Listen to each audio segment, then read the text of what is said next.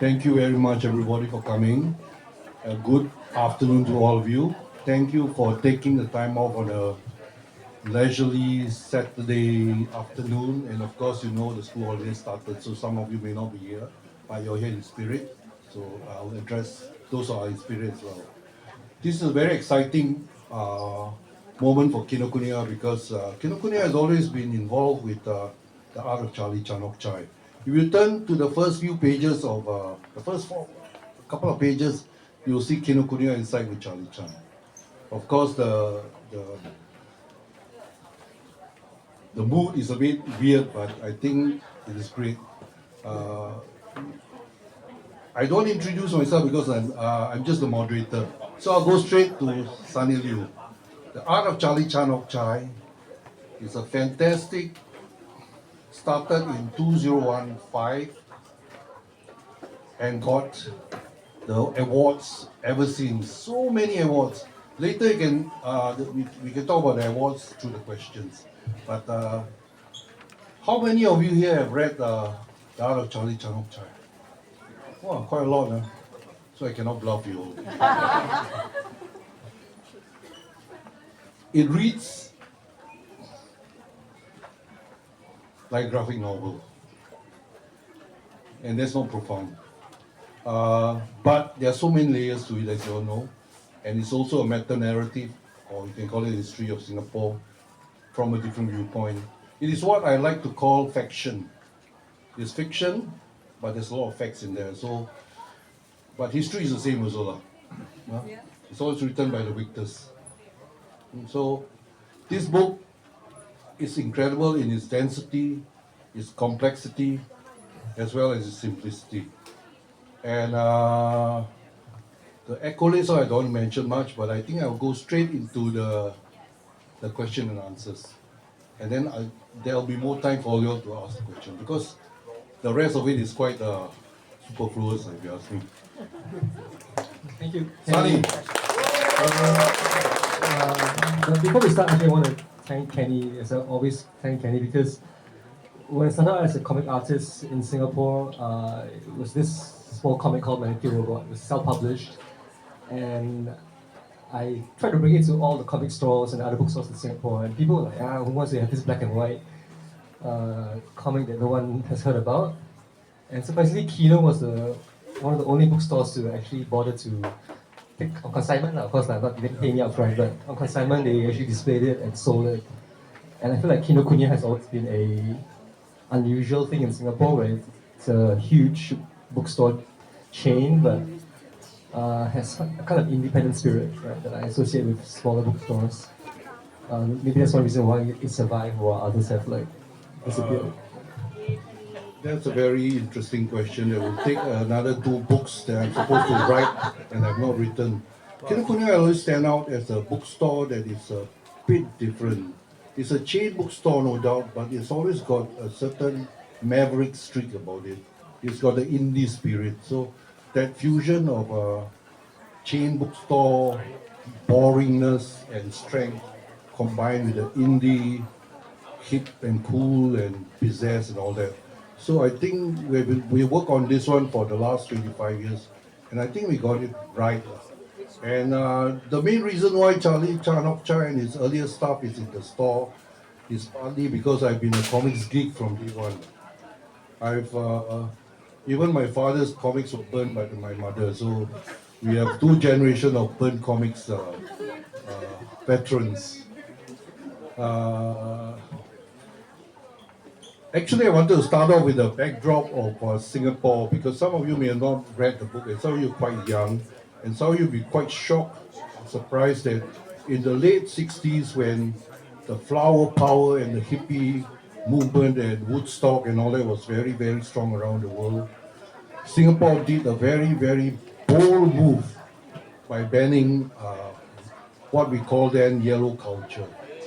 Yellow culture would be things like comics, rock and roll, and movies were only graded for 10 years old and below. So if you watch a sword fighting Shaw Brothers movie, instead of 1 hour and 20 minutes, it'll be 80 minutes long.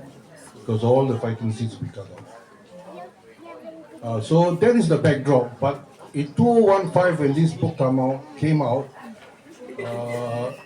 it changed the way we look at comics in many ways, and it became legitimized earlier on. In fact, I sound like a lecturer, I'm sorry. In the late 80s, it changed because the comics medium became more recognized. But now I'll go into the question itself because I can see all you nodding off. My apologies. Wow, this one is a very difficult question, which I already show you, so you must act surprised, no? How did you come about with the character of Charlie Chan Hock Chye? Is Charlie Chan Hock Chye an amalgam of fiction and faction, research and personal reflection? Well, there's poetry there somewhere. All yours. Charlie Chan is. I mean, the idea for the book was to do a book about Singapore's history, but through the lens of a fictional comics history. Right? So that was the germ of the idea. But as I started working on the book, I realized that featuring too many artists would be too hard to follow as a narrative, and so I made it into one artist's biography instead. And so Charlie Chan is an amalgamation of very different stories come together. A lot of it is based on the usual artist journey, because I think a lot of artists have the same path in life. Right? We start off young, we are hopeful that we will create comics that people will read. At some point, we reach some kind of career peak, and then it's downhill. As your style becomes outdated, people forget about you. So there's this narrative arc that we all tend to have, and Charlie Chan's journey is modeled on that arc, which is also, I guess, the life arc that we all have. There's some biography in there, but not a lot, I would say. Autobiography in there. Is he still alive? Charlie Chan is still alive? In my mind, he still is, yes. Okay, cool. Because there was a company wanted to do a computer game adaptation of it, and in their version, they killed him off at the end of the story. And so you can't do that because Charlie Chan is meant to be forever. Oh, the other thing that is a highlight for us Singaporeans and us comic book geeks was in 2017 when Sonny Liew was nominated for 5 Eisner Awards. Nominated for 6. Oh, for 6. The puppet master is here. That's Edmund, That's Edmund, the publisher and the one that made Charlie Chan Hock Chye possible.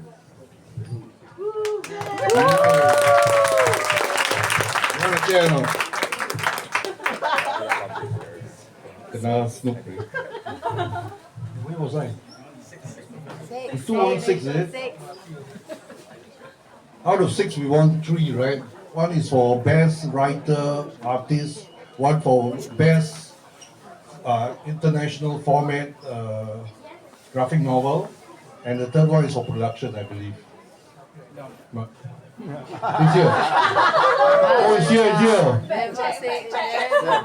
Publication design, which is your specialty. Yeah. Should have brought the award. Where is it? we did the first time we came back. Yes. No book in the history of Eisner Award has won more than 3 awards. Wow. Yeah. There have been some other books that have won 3, but nobody has won more than 3. So you've reached it. Although we were nominated for 6, if only we had won 4. I also heard that it's the most nominations ever for a single book. I'm not sure. I can't verify this. Most nominations, I didn't check that. Yeah, but 6 nominations was quite big. Yeah, for those of you who may not know, the Eisner Awards is given every year at the San Diego Comic Convention, and it is named after Will Eisner, a very famous comic artist from the past. In fact, it was supposed to be for Jack Kirby, but something along the way went awry. So Eisner Awards is equivalent to the Oscars, I guess, for comics, and this is a big deal.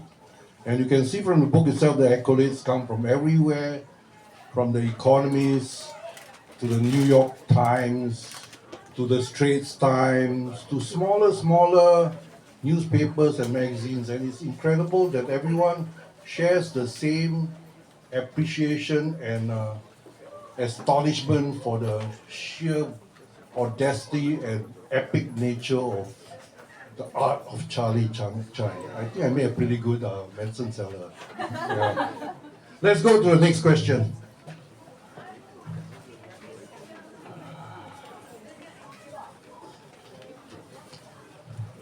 Of course, you all have time to ask questions, so please think up your questions. All those who ask questions will get, like what Marvel Stanley says, a no prize.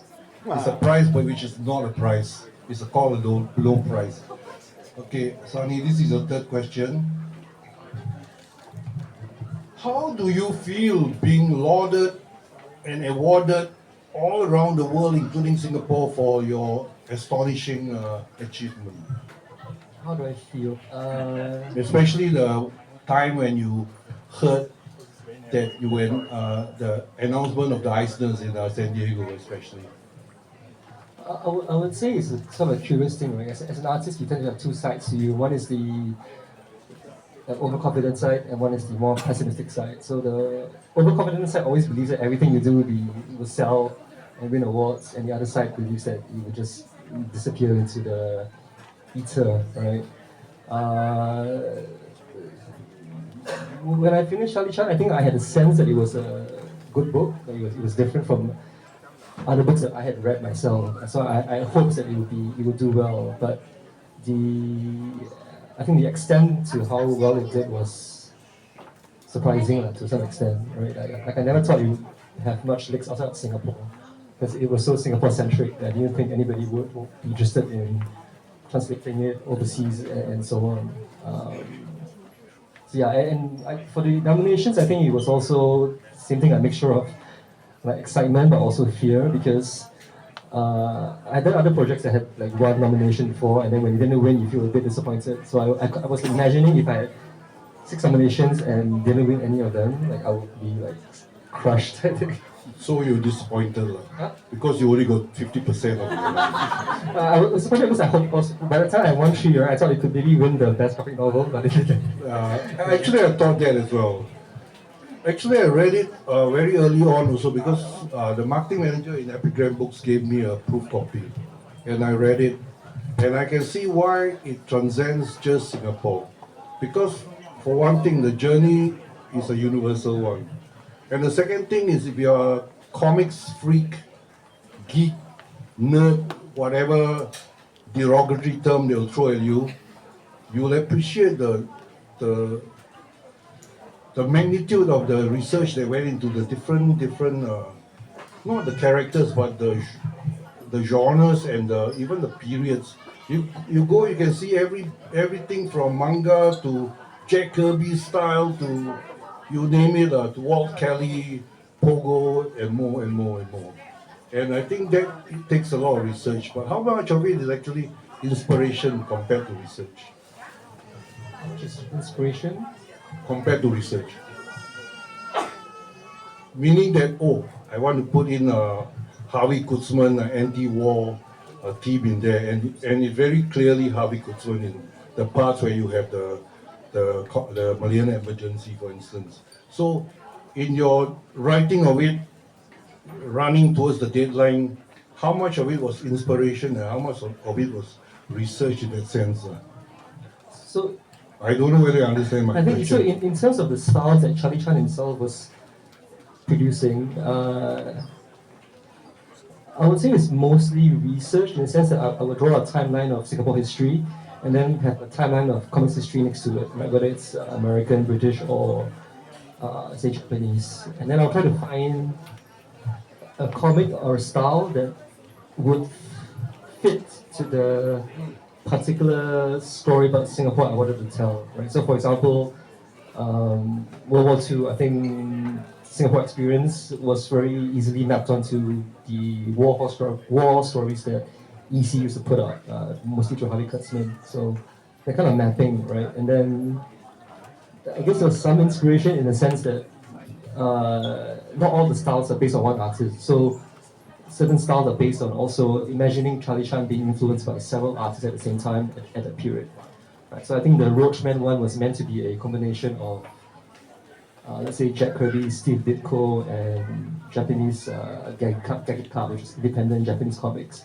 So in that sense, it's not just pure reference to one artist, but a combination of styles to some degree. Yeah. Got it. But it's really breathtaking that the research they went through to get, and it seems to fit seamlessly. So much so that a lot of people say that Chan Hock Chye is actually a real character. Can you confirm that that Which, in a sense, if it was, it'd be easier, right? I just have to take his comics. But I remember the first time we had a book launch in Kinokuniya, and at the end of it, someone came up to me and asked where is Charlie Chan? Why is he not at his own book launch? So I had to explain to her, the whole thing.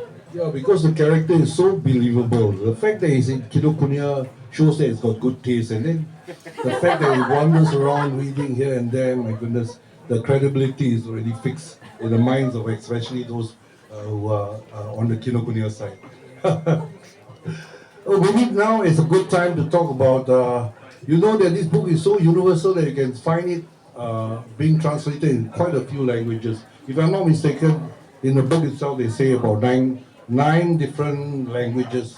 Would you like to talk about this, the highlights of the languages that were being translated, and what obstacles or challenges or wow, what happened? Why is this not this way? Because for instance, you have two Chinese edition, one Taiwan and one from mainland China. So it's a bit different. And then the second part of this question is, I'm sure there are a few other translations that will be coming up, right? So maybe these are two questions at the moment I'd like to address to you. Thanks.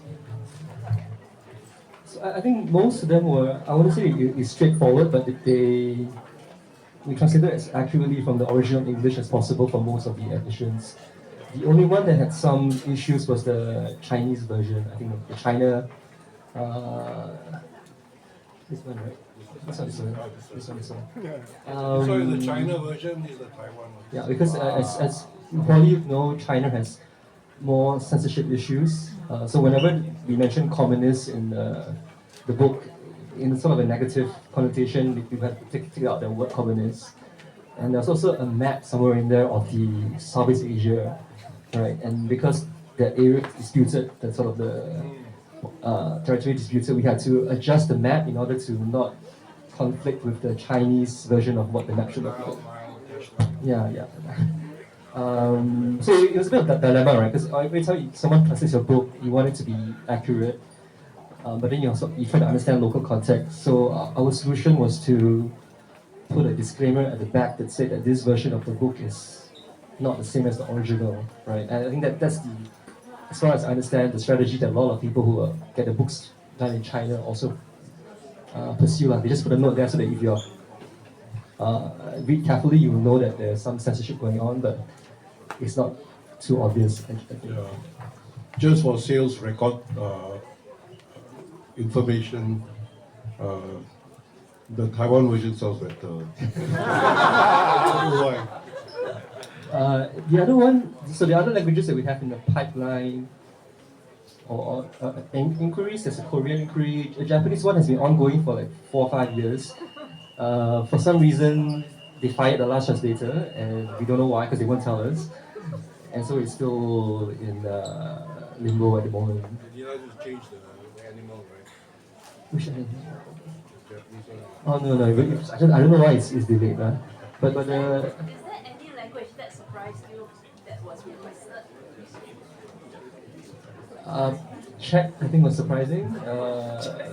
Czech. Portuguese, Brazilian also was, because I have no idea what the comic scene is like in those countries, so for me, it's all surprising in that sense. Whereas I know France and Japan, US are all strong markets, right? So the smaller countries which I don't really know too much about, I'm surprised by.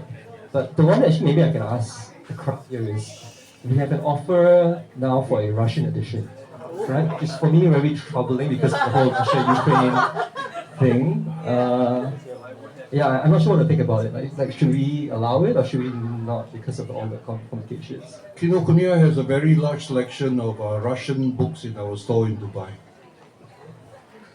And I think it's there's no harm doing a translation in that language because Russian is the language of Tolstoy and all those authors that I cannot pronounce their names. So Sonny,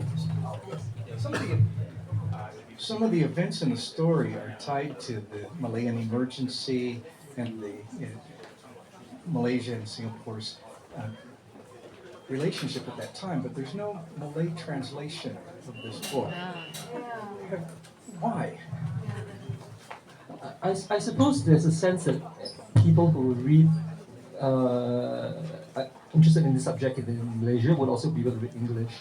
It's similar to Germany. I think Germany has a strong English reading population, so they've never seen a need to translate this book into German. There were inquiries, but they never quite went along with it. So I suspect they feel like there's sort of an overlap between English readers in Malaysia and people who are interested in this comic, so there's no reason to produce a Malay version of it. That's my sense. I don't know if it's... actually, that's a very good question because I've seen, for instance, Buku Fiksi, the book publisher retailers in Malaysia. I know the boss personally. He's also another comics geek, and the next time I see him, I'll ask him that question because definitely the reach in Malay would be much greater among the Malays, obviously, and I think it's a good Indonesian as well, right? Indonesian as well. That's a good question, actually. Everyone knows the answer. The official one. The Indonesian version was withdrawn at the last minute. They agreed to buy the right from us, but on the day of the signing, they said we changed our mind. Why? They don't give you a reason, but I suspect I didn't give them any money under the table. That's possible. I think so. So The Malaysian don't sell is exactly what you said. People who read it in English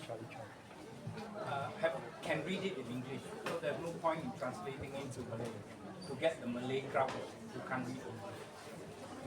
Yeah, that's how the books in Malaysia are like. They can read English quite well. The critical thinkers can read English well. Yeah, but that's how. So most of our books are not translated into Malaysia. The Thai translation, you don't have a copy here, is bigger than The silkworms are. yeah, the silkworm publishing. The Thai version is bigger because they can't get the words into the bubble. So we have to make the book bigger. So I suspect the German may have the same problem. The words are too big to get into the bubble. Thank you. That's a good insight. The latest version that has been published is Polish. The latest one is Polish. Is it Polish yet? Not yet. It's out. It's in the they use the 5th anniversary edition. At least it's all using standard fonts and you don't need to hire a separate letterer. Whenever you translate, because there are at least 5 or 6 different fonts being used in there, so you have to find an equivalent font in their language. Maybe Chinese is difficult. You have to tell them what fonts to kind of look at. Yeah. Oh, maybe Edmund, you want to say, are there any other editions that are coming out that we don't know about? No. I think this is really 3 different covers. Okay, thanks. Let's I move. only have a complaint that you're selling the American version. Which one is the American version? Oh no, is that the Pantheon? No. That's the French version. French version. So the story here is that, Is the complaint withdrawn? no, but it really is being sold here. So, legally speaking, Epigram Books should have the rights to the English sales in Singapore and Malaysia. And so you shouldn't be able to buy the US version here, just like you can't buy Epigram in the US. But these are not tight boundaries, so you can buy it on Amazon. I think there are copies of the US Pantheon here version as well.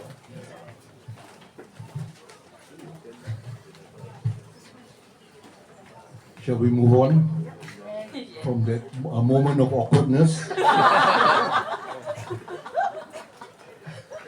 This question is one of the questions I always think about. It's one of those wish fulfillment one.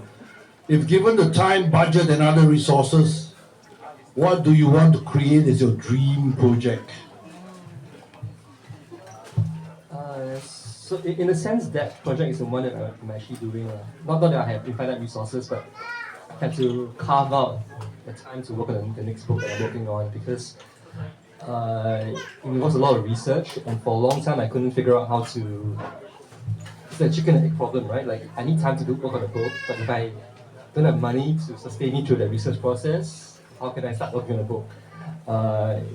In the end, it was resolved through my advice from my agent who said, you have to do a pitch, right? Because I got to write up in some pages, but don't worry that this pitch is not the final version of the book that it will be because publishers aren't looking for the final version in the pitch. They'll understand that it's going to change and evolve as you do it.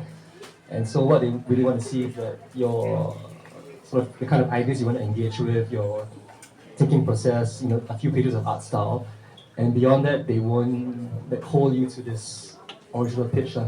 So because of that, I was able to kind of get past that hurdle, work on a sample, and get some advanced contracts like Epigram, Pantheon, and Menard and France to give me a bit of money to work on the book. And recently also, I think I managed to apply for a NLB residency grant as well for the book. Yeah. So it's not infinite money, but some money to get you through this time. I think some of us are intrigued by your little bits of information about it. Can you talk a bit more about it? I suppose I can, yeah. So the next book is, I've been talking about it for actually 10 years already. Ever since Charlie Chan came out, I've been saying I want to do a book about capitalism, right? And that's, it sounds ridiculous, and it kind of is because of the amount of research required for someone like me who has never studied business or economics in any formal way. So I've been spending at least the last year reading a lot of books about economics, grapple things like efficiency, market hypothesis, and all those things. So it's very challenging, and the book itself is maybe like 40 pages in terms of thumbnails of 300. So it's not going fast, but every other week I think I've gotten to a stage where I feel like I'm almost ready to move on. But every time I move to that stage, I realize that there's something I need to do more research on. So it's a long process. Yeah. Will you put any superheroes in that one? Yes, in fact, it was actually meant to be a Batman story, right? I was going to explore capitalism through Bruce Wayne, the Wayne Foundation, and how does the Wayne Foundation actually work in real life. I even approached DC for it. I asked Paul Levitz, could I do a story like this? And he said, yeah, we can try it for one of the Black series. I think we talked about it. But I think ultimately I felt like that would be too constraining because Batman is Batman. No matter how much you want to change it, there is that certain law there, a certain constraints that you get from DC. So I did what Frank Miller did with the Holy War, Holy Terror. Holy Terror. Because Frank Miller once worked on a story where Batman was going to fight terrorists, right? But Frank Miller back in those days maybe still is a bit of a conservative, right-wing kind of guy. So he was not very nice towards Muslims, I would say. So DC didn't want to do it. So in the end, he changed the character to someone called Holy Terror instead. Right? It didn't work. It didn't work. Yeah. But so this book has a superhero element in it, but it's not so direct. It's more, I would say, layered. Okay, as the Persians would say, patience is bitter, but the fruit is sweet. So let's wait for this one. It's a cool one. Thanks, Sonny. Oh yeah, this other question I want to ask. I'm sorry I'm taking some of your questions, but I can't help it. What about spin-offs from Charlie Chan? Spin-offs. There are stories in here that can spin off into other stories. For instance, there's a love story or potential love story I would like to see, which is between Charlie Chan, the unrequited love between Charlie Chan and the cousin of Bertrand, Lily. Is that sister or cousin? Cousin, right? Yeah. So I don't think I'm planning to do any sequels or spin-offs myself. Okay. Right. To me, this is self-contained. But I mean, there are other people working on sort of games and film adaptations, and they'll probably take it in different directions. I know for sure that the film adaptation will feature Lily, the cousin, more because people like the romance angle. I see. I'm less certain about it, but yeah, it's for complicated reasons. So I can send my proposal to you. Okay. Lily and But you also Bertrand. pay me at the table. So. I've dealt with Indonesia before. Thank you. That's a good one. Before I throw the floor open to the public, I'll do another one if you don't mind. Who should read this book, although it's fiction? Should read this book. Yeah. Everybody should read it. They should buy 3 copies for their friends. And there'll be like exponential growth, and then me and Emma can retire. No, but I think it's about Singapore history. So if you look in Singapore, or you might be interested in sort of looking at history and different versions of the narrative. If you're non-Singaporean, like Kenny said, there's comics history to look at.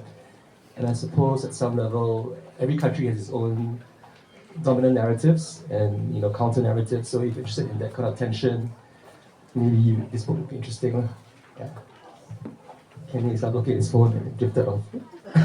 Oh no! I'm just looking for the other questions. I wrote halfway through when I got distracted by something. Wow! All the questions have been Yeah, I think so. depleted, man. I thought I had a few more questions. Well, as Sonny says, I think everyone should read this book, not only from the viewpoint of the narrative of Singapore, but because people always talk about Singapore from a very, very before 1965, we were a fishing village, that kind of mindset. Of course, Singapore's history dates back 700 years. So in that kind of reasoning, the art of Chan Hock Chye offers an alternative narrative to the official narrative, and it's well researched and it's entertaining.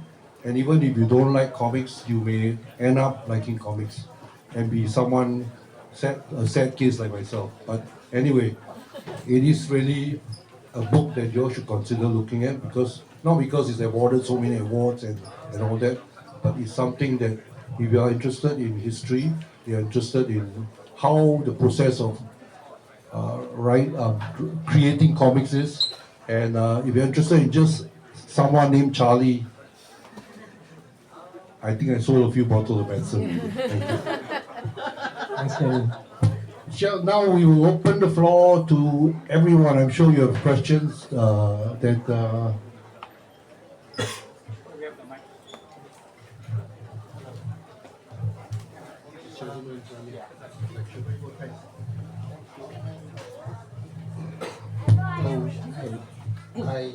When I was reading this book, I realized that you're actually my grand senior for like 20 years. We came from the same JC. Hello. VJC? Yeah. Hey. So I guess my first question is, was there anyone when you were growing up? Is there anyone that has given you a lot of positive influence towards becoming a graphic artist, or just loving art in general? I would say both my grandfather on my dad's side, he also was a book lover, so he had a lot of his room in Seremban, right? So there was a lot of comics, right? So I would read a lot of those comics that he had, and then my mom was also always, Mr. Mom here? My mom is here somewhere, but she used to buy us, me and my sister, comics all the time, right? Dino, Dandy, all this British stuff, and also Richie Rich, all the kids stuff. So I guess in that sense, I was always exposed to a lot of comics growing up. Just like to take this opportunity to say that Chan Hock Chye was recommended to me by my literature teacher and my art teacher in VJ. So you are well remembered there. Thank you. Thank you.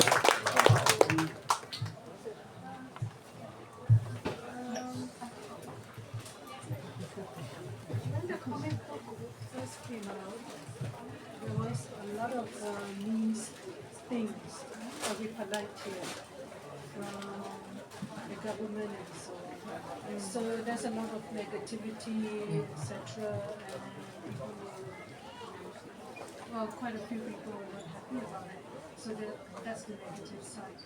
What is the main positive thing you got out of this situation that you were at that time? So you're talking about the sort of the grant withdrawal from the NEC and I mean, most people will talk about the Streisand effect, right? They will say that because of the government's grant withdrawal, the news of this thing became viral, and so it helped us sell some of the books. Me and Emma will say that that viralness can only get you so far, and the book's content itself is what helped sell the book up to today.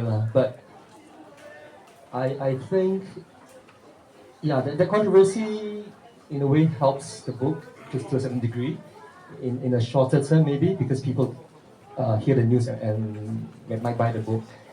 In the longer term, it's not very clear to me like whether it's good or bad, because for a book to sell, people have to be aware of it, right? They have to be have heard of the book, and I think state support can be a big factor in this. Right? The country itself plays a role in promoting its own culture. Like look at Korea, look at Japan. The countries themselves will promote their own culture quite a lot, but Singapore cannot promote Charlie Chan. And Edmund tells me that that the book is still not allowed to be displayed at the Frankfurt Book Fair because it's NAC sponsored.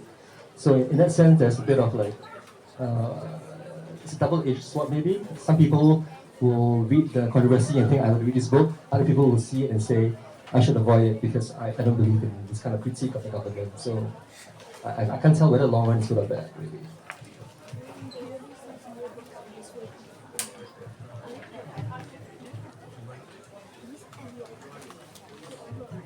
Hey, hi, Sonny. I brought this book, and I guess it's 10 years ago, that original version. I didn't know any nomination at that time. It just straight away, I felt it's really a good one. So it has been in my bookshelf for 10 years, so I brought here. If you don't mind, you can sign it later. Yeah. So I think maybe just a couple comments. So earlier on, I was always thought that the author is kind of older ages, and then show respect to earlier generation. Until today, I really knew, yeah, it actually is a fiction. But actually, I'm being cheated by 10 years. But actually, it's just a joke. I feel that give me another meaning actually. It's just that it's not necessary, it's really a real person or not real person. I think I cannot, speak myself well, but I feel it's kind of, how do I say, it's more interesting. Yeah. So I think even it's not a real person, it's really reflective of the time period, the history. I believe a lot of influences, some people in you as well. So I think it's more than kind of fascinating to me. Yeah. I was conscious that whether the reader knew it's real or fake was a question that we asked, and during the process, I think at some point I considered making it clear in the story that he was not real. But at the end of the day, I thought just let it be like. It would give the reader a chance who didn't know, maybe one reading of it that was where they thought it was real, and when they realize the truth, they could read it again. So they have two different experiences of reading the book, right? So it will be interesting that way. Yeah. I think it's just another layer of the meaning. Like we don't ask whether Santa is real, but we know it's real. I think we don't need to ask. Yeah. Maybe just one question. How do you build up your career? What are the key milestones to make you today? The career.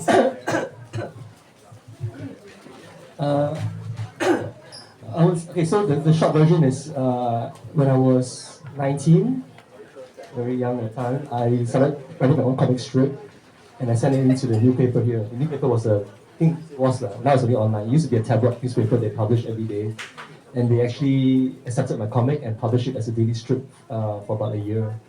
Right. So once I did that, I felt it was so interesting to me to that people would pay me to draw my comics, that I wanted to make it a career, right? And then I tried very hard to make that happen. I went to art school. I did various projects to try to get to a stage where I could make my own comics, right? And yeah, it is. I'm not sure how interesting the story is, but it was and it is a struggle because comics doesn't earn you that much money, right?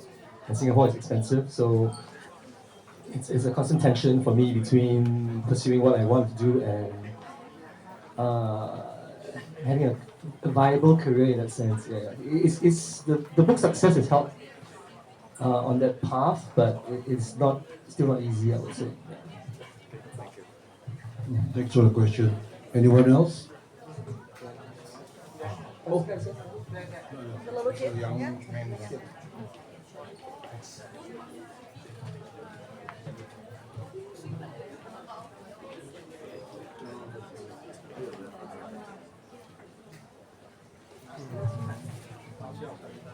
Hi. Hello. The first time I read your book, it was like last week at, at my school library, and it's like my favorite book. Thank you. That's what I wanted to say. Thank you. No questions? Thank you so much. Thank you. What school are you from? Singapore Writers School. Oh, yeah. I've actually been there a few times because I think one of the teachers there invites me to go talk to students every few years. So yeah, maybe I'll see you there next time.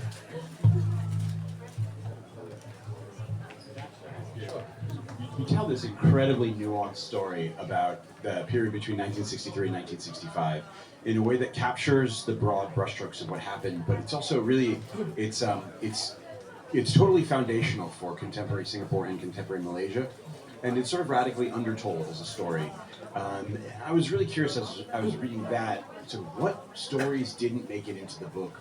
What are the things that you wanted to tell, or the histories that you wanted to explore that we don't see in here? Because even that, few pages of these animals interacting with each other have so much depth to it. So I was just curious, sort of, how you were thinking about history and representing history, and what else you wanted to explore. I know capitalism is the future one, but as you look at this book. I mean, I think it's not just this book, right? But any book would leave things out. Right? It's inevitable that you leave stuff out. And for me, I guess the guiding principle was to have the book be, I don't want to say easy to read, but easier to read, right? So if we include stories of the other, let's say, founders like Goh Keng Swee or a lot of other players, for me, it would have been a lot of more bandwidth for the reader to kind of think, who is this, who is that, right? The same reason why I made this story about one artist rather than a generation of artists was to keep the narrative fairly streamlined. Whether or not there were things that I wish I had put in, I think more in terms of when I was looking at Singapore history, what were the sort of like key topics, right, that we still kind of like grapple with in our modern or current thinking about our past, including like why was Singapore, why did we leave Malaysia, right? The one version of it always said to kick us out. But I think looking at the facts, it's a lot clearer that we played an active role in wanting to step out ourselves, right? We made decisions not to get kicked out, but to kind of like break apart for our own needs. Right? So I think those are the things that I was curious about, like was the interest on communists, etc., etc. So these are things that I think I tried as much as I could to grapple with within the book, and yeah, I don't know if I left stuff out. I mean, that's just probably more for other people to tell me, right? Like I think you should have covered this or that. But yeah, the sort of guiding principle was to have a book that was still accessible at some level. Yeah. Thank you. And I think actually the problem with the new book is that that's a big problem, right? How much of this technical stuff can be in there? And if you leave that out, would it still be the same kind of book it needs to be? Yeah. That's a tough one, especially on capitalism without Batman.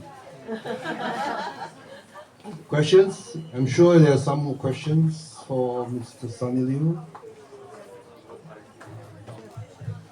So, I want to know what in your own life or anything happened that inspired you to tell the version of Singapore history that is presented in your book versus the more mainstream narrative? Like you could have easily maybe retained your NAC, the grant as well, but what was it that made you want to? Like, it's quite hard to go away from the mainstream, so what pushed you to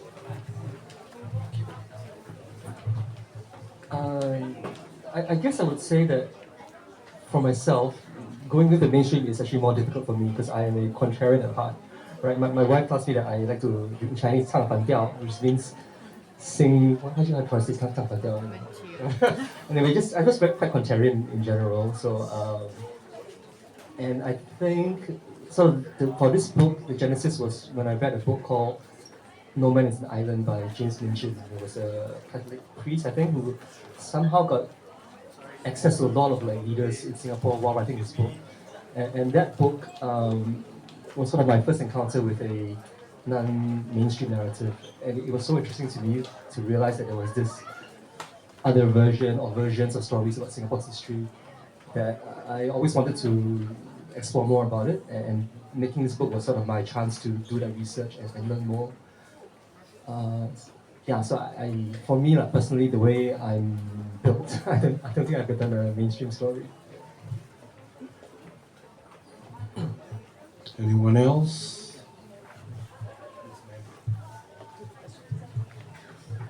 I think it's on. I love your book too, and I'm curious about you talking about a film development, and you've got so many different drawing styles. How is that going to translate into the film? So that's something that we have discussed. I discussed a lot with the filmmaker. My suggestion to him was that he should turn Charlie Chan into an animator instead, right? So he could produce different animation styles.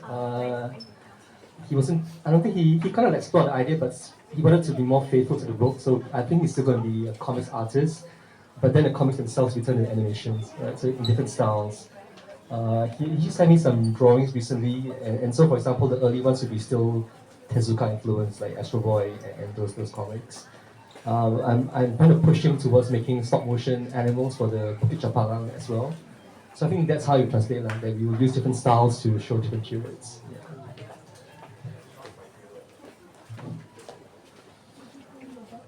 Questions anymore? Yes, sir. So you've done stuff for other publishers and like DC and all that also, where other people write and you draw. And so my question is like, what are the pros and cons of that versus the pros and cons of like working on your own work? Yeah. So the pros for working for like Marvel DC, of course, partly is the prestige of working for a big publisher like that, right? The other one is that you don't have to write the story yourself, so that part is simplified. You just have to try to tell the story as best you can visually after reading the script. The third one would be they have good page rates, right? So Marvel DC, if you do a comic a month, you can probably get about roughly 10K Sing dollars, right? So that's quite a decent salary if you can sustain yourself.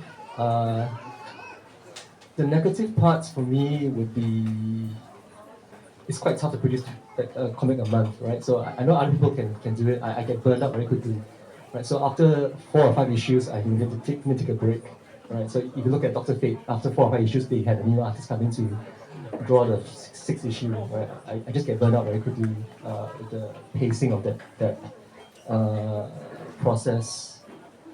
And it's not as personal. You're not telling your own stories. So my own comics idols are people like Bill Watterson, Chris Ware, and Daniel Clowes. So they're all like more independent graphic novelists, and in a way that's what I aspire to, I guess.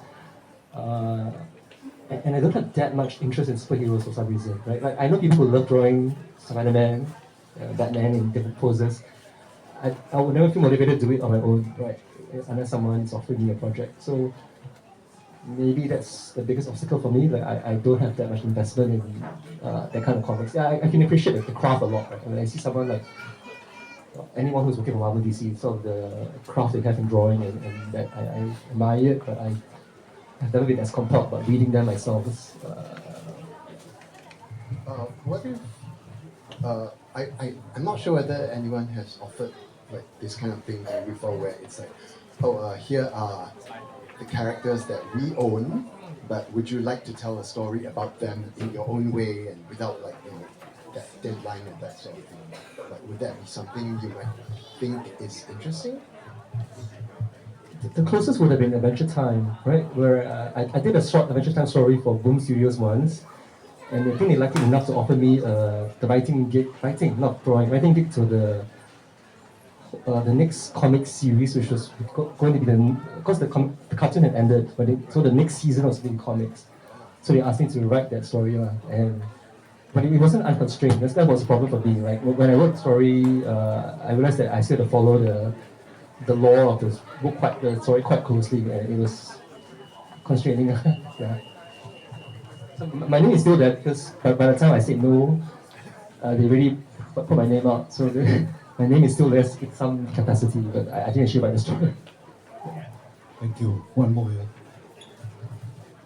Just building on that last question, one of the things that's really impressive about the book is how well it's drawn and how well the story's told. The historical narration is really good, the dramatic narration is good, and it's all told through a realistic dialogue. Did you have editing for either the art or the story?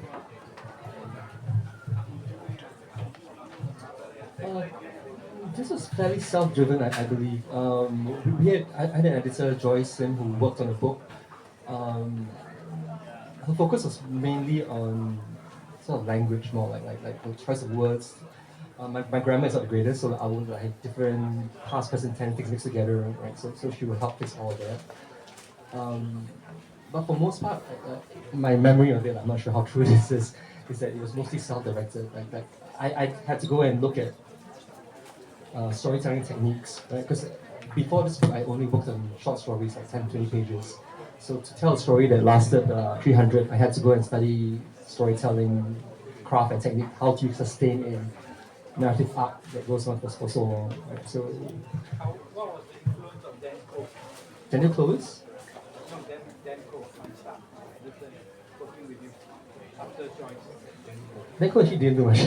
Yeah, he was more like the logistics side, I think. That's my memory of it. Yeah. Dan Cole is the one that passed the proof to me. So he played a part. And his dad was the one we filmed for the book trailer, right? So his dad looked a bit like Charlie Chan. So we got him to act as Charlie Chan. Yeah.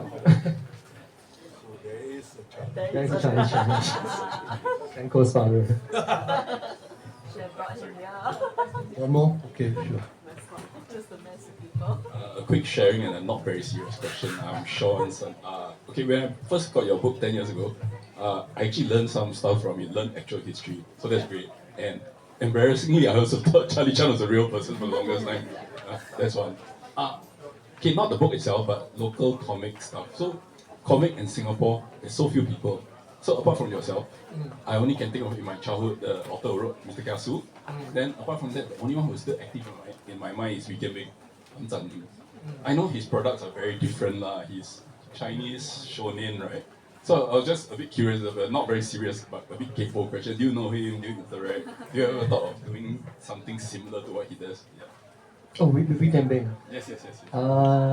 I know him only through brief email exchanges. I think we invited him to join we organized an event called Speech Bubble like 5 years ago at the National Library, and we had a Singapore exhibition. So he was part of it because he was, like you said, one of the major creators locally.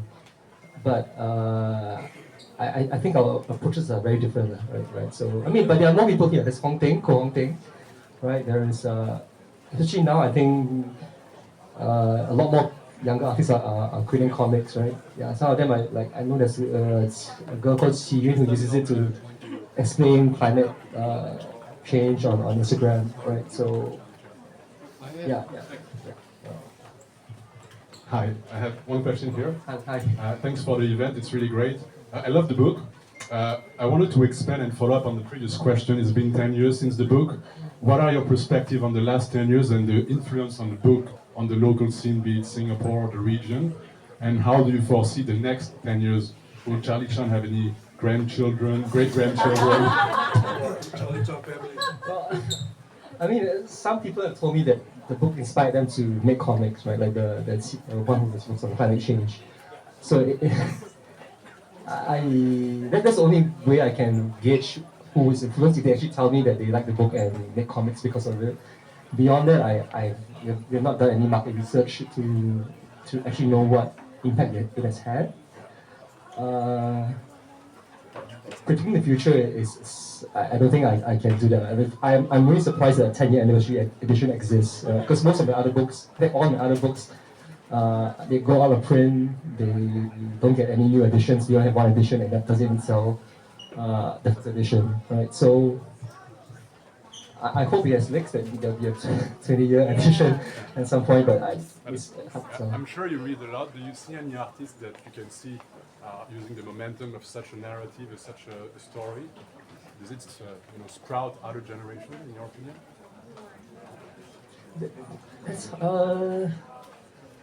So okay, what I did notice with Charlie Chan, there did seem to be more comics about our history through comics. I think that there was like Bicycle by Qi Xian An, right? Chia Xin An. So I think it made that mini genre more viable. So I did see more books like about Singapore history coming out after that. But that's the limit of it. I would love to claim that it has changed the world, but it hasn't.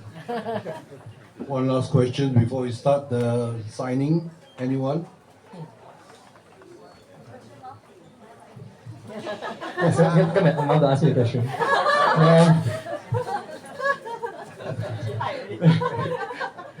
My mom always asks me like, "What's your next project?" Come money in it. That's in the book. Well, everybody, thank you very much for coming. Sonny Liew, of course, and Edmund Lee, a big member.